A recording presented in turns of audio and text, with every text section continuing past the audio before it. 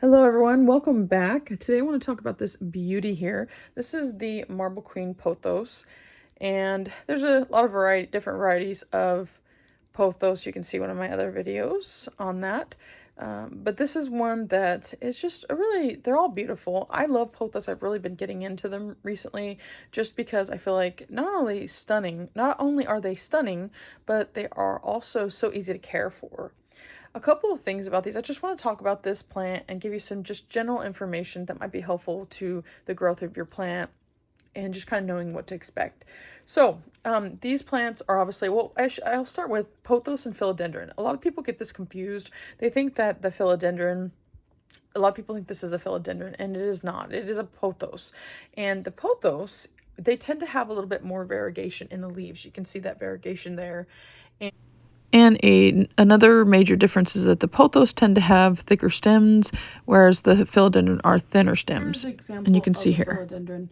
You can see the difference, how much skinnier the stem is and how it's a uniform color. You don't see variegation in there. Of course, it's a different color green right there, but with a younger leaf. But that's what I'm talking about right there. You don't see the variegation through it.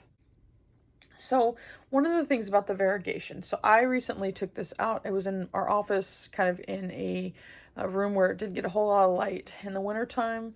And so I started noticing that I was getting greener leaves, kind of like that, which is fine. It's not a bad thing. But if you want more variegation on your plant like that, then you need to give the plant more light. You need to put it in kind of a more indirect bright light situation. And you can even see the top leaves have kind of more of the variegation, the ones under kind of not so much. So you can kind of see that there. So the temperature that they tend to love to be in, I usually always keep them inside. You can typically 65, 90 degrees, that's the temperature that they love. And I want to go back real quick, something I wanted to mention. If you're going to put them in bright light, make sure that it is indirect. I want to emphasize that word because these babies can definitely burn on their leaves, and you'll see it if you put them in direct light. So, and sometimes also you'll see the leaves will as well if they're in direct light.